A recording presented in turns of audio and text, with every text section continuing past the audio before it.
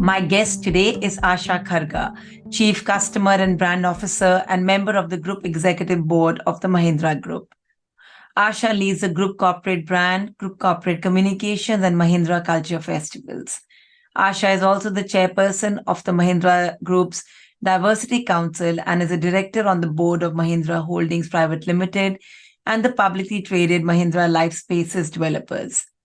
She joined the Mahindra Group from Axis Bank, where she was Executive Vice President and Group Chief Marketing Officer for the bank and its subsidiaries. Before Axis Bank, Asha was with Unilever for almost a decade in a variety of brand and marketing roles, and in her last role in Hindustan Unilever Limited, Asha was the marketing director of the tea business for South Asia. Asha has been recognized as one of India's top 20 most influential women in marketing and advertising by Business World and among the top 100 most influential marketing leaders in India in 2023. From selling women products to venturing into rugged industries like auto and farming, Asha's career trajectory is really fascinating. Without further ado, let's dive in and explore how Asha navigated a unique path. Hi, Asha. A very warm welcome to Atlanta Diaries. And thank you very much for taking out time to do this conversation. Hi, Asha. A very warm welcome to Atlanta Diaries. And thank you very much for taking out time. Thank you, Enma. What a lovely opportunity to speak with you. And it's great to have this conversation. I'd like to thank you for calling me in and asking me to be a part of it. Oh, absolutely. Even though I hear about it so often from, your colleague and my husband, I think this is going to be a lot of fun. So, love to start with how did your formative years influence your personal and professional journey? Yeah. So if I had to just look back in time, 3 or 4 things that really stand out for me while I was growing up. One is I grew up in a South Indian family, so I was always surrounded by books and there was a very high emphasis on education. So therefore, when you have that kind of environment at home, it kind of builds in a certain discipline, which later in life translates into a work ethic, which is about just giving it your best, giving it your all. The second thing I would say is that it was a prudent household. So therefore, you learned value for money very early on. And I think that also kind of sets the context for a lot of organizations that I've joined. I mean, when I think about Levers or I think about the bank or you think about Mahindra, they're very cost conscious companies too. So while they think about growth, they are also very focused on cost. And lastly, I think though I grew up in a nuclear family, I was very well connected to cousins, aunts, uncles from both sides of the family. So therefore the value of relationships and therefore having a set of people who you're close to, both on the personal and professional front, just comes from seeing that at home while growing up. When I started Atlanta Diaries, I used to give this analogy to people. We all know what's on the tip of the iceberg, but we don't see what's the 9/10. And today, I can see that whole iceberg coming to life. It's a great segue into the conversation going forward. So what prompted or what were the triggers for the decisions that led to these 3 distinct career innings? So actually, Enma, I don't think I've consciously plotted my career. But as Steve Jobs says, life is all about joining the dots. And one of the things that I realized in life is that you have 2 choices. There is a choice between growth and comfort, and both of them cannot coexist. One has to be very clear about the choice one wants to make, because with growth, there will always be discomfort. The second is, once you make that choice, you have to be very comfortable with the consequences of those choices. So if you're feeling uncomfortable, you have to accept that because you chose growth. And if you're feeling stagnant or you feel too comfortable, you chose comfort. And I don't think I was really choosing growth over comfort if I have to look back. But I think I was choosing learning for sure. So the day I felt that I have stopped learning was my link to I've stopped growing. So if you're not dealing with a new problem or you're not learning something new, that's when you know it's time. I think I'm very, very grateful to the universe because, it's not necessary that the opportunities open up for all. So by the time I finished 10 years in levers, I saw there was so much happening in banking, especially on the digital front, compared to a lot of consumer marketing companies. And when I finished with financial services, when I was wondering, what am I going to be learning next? And then M&M happened. And then I look at a very large, diversified group of companies.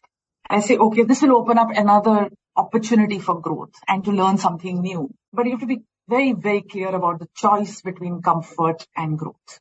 So I think living with the consequences is also something that I learned from one of my mentors, actually. So there was a certain role that had come up and I said, I don't think I should do this role, or should I do this role? So this particular boss of mine actually mentioned that whatever choice you make, just be comfortable about the consequences of those choices. So that's something that has stayed with me actually. And so I think that applies to even life, even your personal life. Yeah. I want to backtrack a little bit. Coming from South India, there is a certain perception that it'll be either maths or sciences. So how come marketing and how come advertising? Like what sort of inspired you to take on that as a profession? My family is full of people who are bankers. Mm-hmm. And from my generation, or if I look at my younger cousins, a lot of them chose maths or science. So in that sense, what you would call conventional left brain kind of thinking. Right. And I still remember when I first told my father about advertising, I think he had this mental picture in his head, which is basically advertising people just like to, smoke, and they like to basically have beer. That's a stereotype which is associated with advertising people. There used to be this famous lunch home in Mumbai called Mahesh Lunch Home. And my father would usually go there for dinner because he was actually working at the Life Insurance Corporation of India in LIC. And, once he saw this big group of young people who walked in, and this is, I'm saying, mid-90s. Okay, I had not even finished my graduation. And he just casually asked one of my uncles who was also a part of that group as to who's this set of people. And he said, oh, this is the advertising crowd. And that's the picture that stayed with my dad, that this is advertising. And so they were quite stunned because there was no one in advertising from my family. But I think when you start talking about the kind of organizations you're working for, and when you talk about a Hindustan Unilever, for example, obviously South Indians understand that really well. So they understand a Hindustan Unilever and they understand the brands that are there with Hindustan Unilever. So I said, yeah, this is the kind of experience I'm going to get, and, working with really professional people, and that's not the only image of advertising.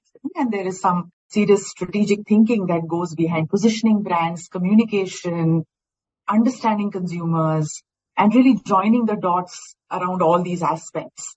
And then, of course, I would share the work that, we would be creating. And also because, you have your mom at home, right? So, and a lot of lever products are targeted at women. So therefore, I would just show, for example, this is a new concept that we are coming up with. And I've always believed that if your mom understands the advertising you make, then the brand will be successful. I think moms, they really cut through clutter. They cut through all the jargon.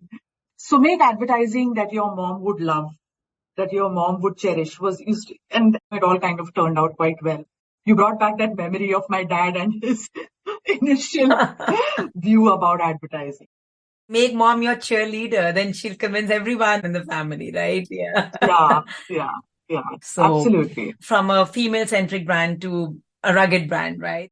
Different kinds of people, different kinds of teams, different kinds of creative sensibilities, right? So how did you navigate those different stakeholders? Yeah, I think if you really focus on the consumer, it doesn't matter which industry you belong to. And I got some really good advice from Rajesh, who's heading the business. And he actually said that unlike conventional FMCG industries, which is all about B2C, auto is largely B2B2C. And therefore, talking to the front line is going to be very helpful. So I remember the first 2 weeks of joining, I really spoke to a lot of dealers, really. I spoke to a lot of salespeople. And the other thing which has drastically changed post-COVID is the emergence of social media. And therefore, the kind of comments, feedback, complaints you see on social media, which is nothing but the voice of the consumer, also gives you a lot of insights. And the role is quite different at a corporate level. how are all these voices of different stakeholders, whether it's consumers, customers, dealers, and across businesses, affecting the trust and reputation as far as the brand is concerned? Because my role at a central level is to be the custodian of the brand and ensuring that the reputation of the brand is protected, So to really be able to harness the voice and behind that, the moral truth, I think again comes back to understanding new listening tools that are there. So to be able to bring together all those voices and see how it's affecting reputation is very important. So whether it's FMCG or non-FMCG doesn't matter as long as your core principles are really strong. I could see a lot of uniqueness in your journey as a leader. You shared about how even working with Hindustan Levers and working with, leaders who were younger than you, even in age group. So how did you grow as a leader and what are the different challenges experience as a leader? Yeah, actually, that's a fantastic question. And I think one of the things that HUL in particular does very well is really harness leadership potential beyond competence. So it's not really about the job and the technical skills you have, but really your ability to lead teams, your ability to problem solve. And that combination is really important because I think essentially leaders solve problems and they also kind of get the best out of people. And therefore you need to have a certain EQ around you, which is very important.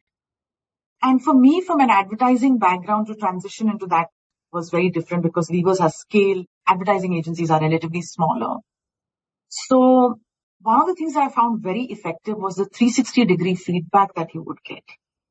And incidentally, that was also there in P&G. So the marketing director would also get appraised by me. So P&G would reach out to the advertising agency, head of the business to kind of opine on the marketing manager. So just imagine, that's quite amazing, right? Because otherwise you may not treat them like partners. That I think was a great way because when you are giving an opinion about somebody, you also realize the responsibility and the 360-degree feedback at Levers is really important. So, and you have to run the choices by your line manager. So you have to pick up people whom you're either in a reporting relationship or cross-functional teams, maybe a finance head or a supply chain partner whom you're working with or an R&D partner whom you're working with. So it therefore gives you a very holistic view. And I think what it does is it creates amazing self-awareness about your strengths and weaknesses. And then in my appraisals, my boss would actually ask me, can you give me some feedback about myself? And here Anish does it. When you're actually doing your appraisal with him, he'll send you 2-3 questions. And the third question is usually about, do you have any feedback for me as a leader? And I think that's an amazing point because it just shows the kind of security you have as a leader. You have an opportunity to speak up and somebody who's at such a senior level in the organization is open to feedback. And I would say leadership is not so much about control, but a lot about context.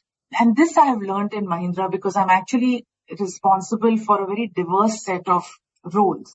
There's corporate communications, there's corporate brand, but there's also customer data and customer analytics. And when you talk about technology and people who have spent their lives creating product platforms, you're working with people who have actually been there and done that.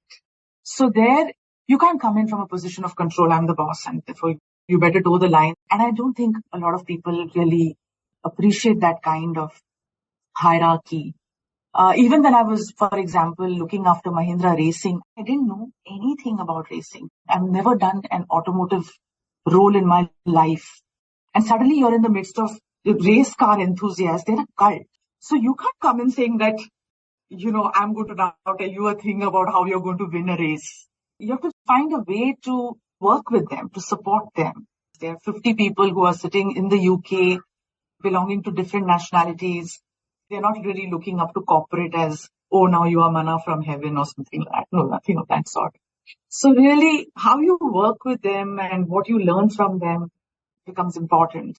So I think leading through context and not through control is another learning that I've tried to consciously imbibe. And then you make mistakes along the way. Of course, it's not going to be perfect. And I think it's important to create a culture where people can openly tell you. So for example, the last time I was talking to my social media lead and she said that it's not necessary that the way you've conventionally built brands on traditional media platforms is the way to build it on digital platforms. And I felt good that she was able to exactly tell me what she felt. And at the same time, she was telling me that you need to learn a little bit more about what's happening in the new world. So that's really the essence of it. Sure. I love Brené Brown, who speaks a lot about vulnerability. So what's your perspective on that, and how do you see yourself as a leader with regard to vulnerability? I think she introduced a really fantastic concept, and I think it comes quite naturally to women. I think women do not shy away from bringing their full selves to work. So I remember when I was in Axis Bank and my son was in grade 10 at that time. And I remember going to Shikha and telling her that I've spent all my life basically being out and I've traveled during his exams, but I feel at this point, I just need to be with him. And it's not so much about him. I need to do this for myself. And she completely understood it. But one of the best pieces of advice she gave me was that always believe that the values you have given your child will see you through. And at that time, I didn't understand it. But now my son has moved away from home and I do understand what those values are. And, the values really hold you through in life. And she said not to worry too much. And I thought that was one of the best pieces of advice she gave me. But more importantly, I think the fact that I went and spoke to her and expressed my vulnerability as a mom and the need to be home helped a lot in getting that flexibility. And of course, I was directly reporting to Rajiv, the Deputy Managing Director of Axis today. And his first reaction was, listen, you're going to chew your son's brains. Are you sure you want to do this? See, again, the difference between a female and a male. And I said, Rajiv, I really need to do this. And then he said, that's fine, do what makes you feel comfortable. And then I went and spoke to my team and I called all my 40 team members into the room. And I said, I am going to be working flexibly for the next 2 to 3 months. And I need your help because I will not be able to do this without your support. And they were more than happy to collaborate because I think genuinely people want to help. I think intrinsically human beings are geared for helping somebody out. And what we did was we used to meet at branches, which were very close to my home. We used to request the branch manager to give us a meeting room or something of that sort. And for those 2-3 months, they really supported me through it and it was fantastic. And now when I tell them about it, they said, but Asha, we felt that you were always working even during that time. We never felt that you went off.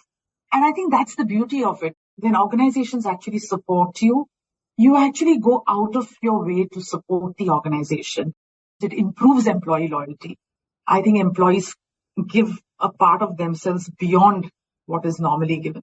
So vulnerability works both for the employee as well as for the organization. And this was an experience that I felt I should share with you.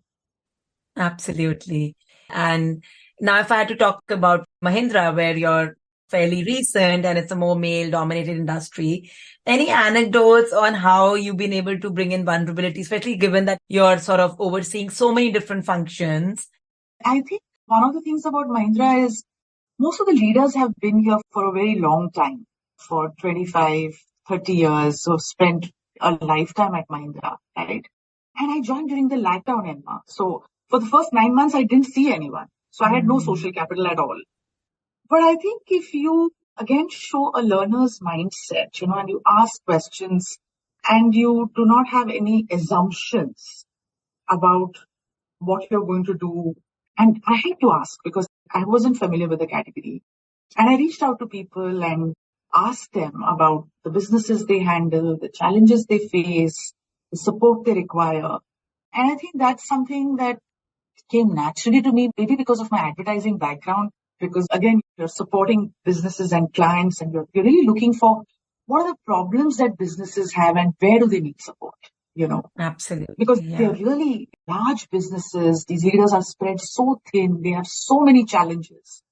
So if you can be helpful in some way, I think it's much easier versus coming from a place of, hey, I'm this brand marketer and I know everything, so that doesn't work. I reached out for any help. Again, I come back to needing support during crucial times. Now I'm at a stage where you're dealing with elderly parents. And I had to take time off because my in-laws were unwell. And to then say that, look, I need to be away and I need to be taking care of a parent. And they would just understand. And in fact, sometimes I've had conversations with people, and I'm talking about these senior leaders who have spoken about their parents and the challenges they have gone through. And I think when you talk about shared struggles, whether it's parenting or whether it's looking after a parent, I mean, these things are universal. And I think we need to break these barriers beyond designations, titles, because ultimately we all have roles to play. We are a spouse, we are a partner, we are a parent, we are children ourselves. And therefore, when you start thinking of yourself in those aspects, there is a lot of commonality. And it doesn't matter what's your background and what business have you handled in the past. So I find some of these things really helpful in creating and cementing relationships. So, Asha, shifting gears a little bit, and since you said that you're holding many other portfolios at Mahindra, share an initiative you're very passionate about and relevant to today's scenario and today's environment. So, Enma, one of the things that I'm actually quite passionate about is my role as the chairperson for the Group Diversity Council. Mm-hmm. And I remember when this role was first offered to me, in my limited understanding, I actually asked Anish that, isn't this an HR role? And he said, it's a transformation role and one has to really bring about change to make this a more inclusive organization. So the first time in the history of the Mahindra Group, we have the Pride community which has got created. And we first started by calling 10 to 12 people who have actually identified themselves from being a part of the community. And I called a couple of senior leaders from the organizations to listen to these stories. And actually, Enma, I must say at this point in time that I hadn't actually been very close to the community. And when I heard their stories, I just realized that there is so much we don't know. And we have again painted them with stereotypes. Sure. So many of them, realize their gender or their sexuality, their identity and their orientation, as we understand, when they were children. And they must have been around 12 to 14 years old. And the confusion that arises within them because of not being able to fit to a certain stereotype that we have in society can be very befuddling for young children. So they were isolated. So just imagine being isolated at that age. Imagine not fitting in. Imagine being bullied. So they all spoke about these aspects. The second thing that, when they didn't find the support from their parents, it became even tougher. But the ones who found the support, they bloomed at a different level. And the only thing they were looking for is actually equal opportunity. They did not want sympathy. In fact, they coiled anytime you spoke to them in that way, in a very patronizing way. They were well educated, they were well trained. Again, there is a stereotype that people from this community will be effeminate, they'll be highly creative. I met people who were process engineers, who were into quality control, who were looking at, completely left-brain activities. And they were just looking for great opportunities and being treated in an equal way. So we tagged them, as members of the Pride community. But actually, I hope at some point in time, you don't have to tag them. Yeah. It has to be normalized. But they're looking for representation at this point in time.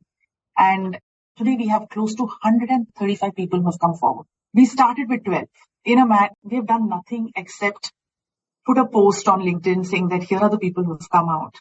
And now this has become like ERG across the group, the employee resource group across the group who's actually thinking about what do we do next and how do we get more people. And I feel really great because of real change on ground. The second one that I want to share, Enma, is really about the maternity policy we've launched internally. So conventionally, maternity policy has been looked at as that 3 months or 6 months of leave. But what we've said is that maternity is actually an end-to-end journey. It actually starts from the time you decide you want to be pregnant to, maybe needing even support during pregnancy, to during getting pregnant. I'm talking about IVF here. Then you have the actual maternity, the phase of the baby's birth. And you have post-maternity, which is again very difficult because for the first 2 to 3 years, your career is on high peak and then you have a baby. And how do you actually provide flexibility to the mother who's wanting to come back? So the kind of initiatives and the interventions that we are taking in this 5-year period is quite special. For example, we are looking at providing IVF support and therefore taking care of expenses for up to 2 children and capped at a certain level, of course. We're actually providing, travel support. In case you unfortunately go through a termination of pregnancy, you'll be allowed 45 days of leave. And most important, that I feel really happy about is there is 6 months of mat leave, 6 months of working from hybrid location, and another 24 months of working in a flexible sort of way, in a manner that works with your line manager. So I think it's quite a remarkable shift in that direction by giving women the opportunity to work flexibly, with the caveat that the woman is responsible for her career. We are also providing what you call complete mental health and well-being support. So it's a very comprehensive maternity policy. And again, that's something that we have worked with a bunch of colleagues and senior leaders who took the initiative, because again, this has to be supported by business, right? So I think these are two things that are quite fundamentally different, and I feel very happy that we've been able to land them. And I'm hoping that this will help us retain women and give them great career opportunities at Mahindra. So you're enabling it for them rather than deterring them. So that's really powerful. Yeah. You spoke about mentors in your journey. So talk to us about your mentorship journey at the receiving end or at the giving end. So I have been very fortunate and very blessed to have a tribe of mentors, because it's quite difficult for one person to be your mentor because, most of them have a lot of demands on their time.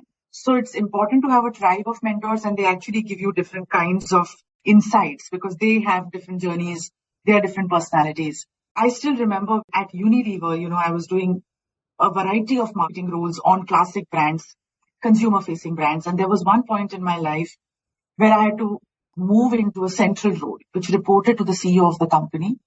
But the main thing was about the launch of the Unilever sustainability program.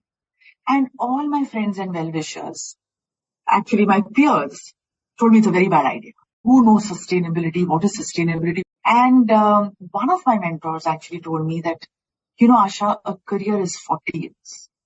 In that 40 years, if you decide to do 2 or 3 years, which is off the beaten path, it can only add to you. Okay.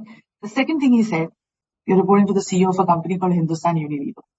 Just imagine the soft skills you're going to be learning around leadership and how decisions are taken. So he said every role is not about just technical competence. Some roles are about soft skills, about larger initiatives that organizations like these run, and you will only gain from it. And he was the only one who gave me a different perspective. And I then took up the role, and I must say there's a life before that role and there's a life after that role, because I learned so much, including aspects around organizational awareness. So suddenly I just understood a perspective around multiple facets of an organization. Therefore, that was really very timely advice. I must have been around 38 or so at that time. And many of my friends actually told me that you will not get a marketing director role after this. In fact, I became the marketing director for the South Asia business for tea. And it just worked out quite well. And then working with a diverse set of people. So I have somebody who's completely into marketing technology and understands platforms and data, fully left-brained. I have also a brand person who's also right-brained. There is a person in my team who heads the culture events in Mahindra, the Mahindra Blues, Mahindra Kabira, and all our festivals. So actually, I learned from them equally. They're all people with 20, 25 years of experience. So any relationship where there is give and take, where each of us learns from each other, can only, create a force multiplier for the entire team. So I think that's what makes it interesting to be in. Any notable mistakes or significant setbacks in your journey and lessons learned from them? Oh, yes. I mean, there's so many. But the one which stands out the most for me is, when I was in advertising, it was a personal care product that we believed would really, open the category and drive trials in a big way. I think Enma must have spent a whole year just writing various types of product concepts and advertising concepts and all of that. And again, as I say, these are the things that happen in the kitchen. But what you serve to the consumer at a product level, it was great. but I think the advertising that turned out was not so good. And it was my first project. And this is Unilever. And this was a client I really respected. Even the category head who was heading it was one of the most prominent CEOs in the country today, but he was my client. And the final outcome, irrespective of all the work that you do, finally what the consumer sees is that piece of communication. That was just suboptimal. And I thought that, this is over. But, very shortly I joined Levers and he was there. And then I was like, okay, now this is now going to be the end of my career. But the project I worked on and the product we created and the communication we created, and we launched a new product in HUL. And I think he was really happy with the mix and ultimately it went off well. But at that moment, when I realized I'll be working with him and, this is memory of me, this really bad piece of communication that was created. But I think people do give opportunities. I think, you learn from those mistakes. And I think it's very good when it happens on your first. I think sometimes, when you're extremely successful on your first project, it can go to your head.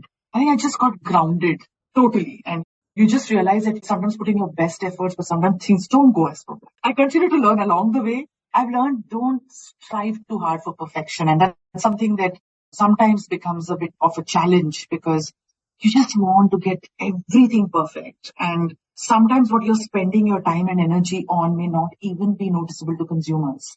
And this was again some feedback that a peer gave. He actually said, I think you really over-polish things. What you are looking for is something that's not noticeable. And he said, you're possibly very hard on yourself. And again, that was well-meaning feedback coming from a dear friend and who was also my colleague, because otherwise you're going to end up stressing the team too. And I think possibly it's because of the nature of the role.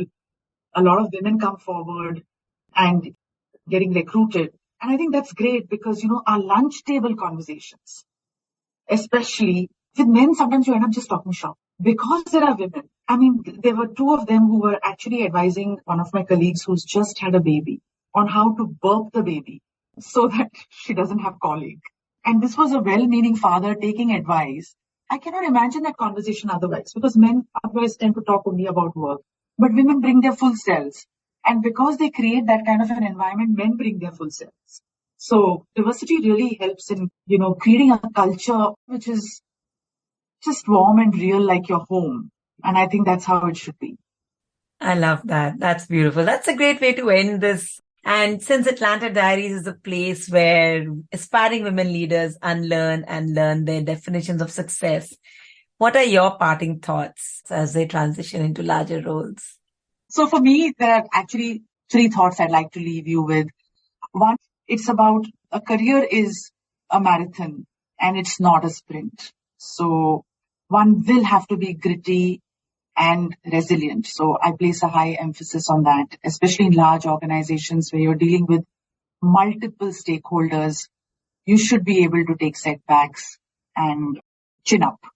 Be a lifelong learner is another key element that has worked for me. Always be curious, always ask questions. And the third is actually to be a team player, always. Be willing to work with people, put the organization and the team ahead of self.